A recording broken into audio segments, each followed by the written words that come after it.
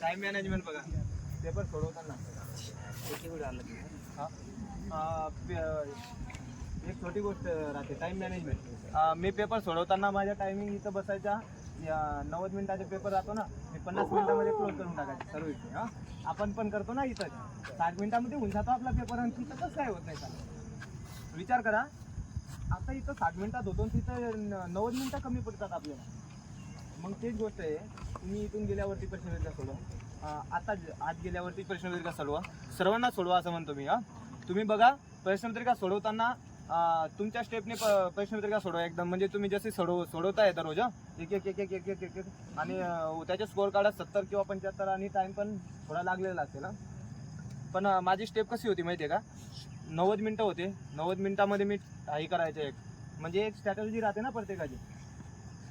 जे 80 प्रश्न बोललो मी तुम्हाला, 70-75 प्रश्न पण राहिले ते सोपे जे सोपे, जे आपल्याला 100% माहिती आहे, ते आपला हा प्रश्न सोपा आहे आपल्याला माहिती आहे, ते प्रश्न म्हणजे गोल करून घ्यायचे पहिले. आणि एक छोटी गोष्ट एक राहते, म्हणजे महाराष्ट्रातील सर्वात उंच शिखर कोणता? कळसुबाई. हा नंतर हे आपल्याला वाचलं राहतं, आणि पहिलं जे ऑप्शन राहतं माउंट एव्हरेस्ट, पहिलं ऑप्शन, दुसरं कळसुबाई, तिसरा साल्हेर, असं राहिलं ना. त्यांनी प्रश्न विचारला, म्हणजे असं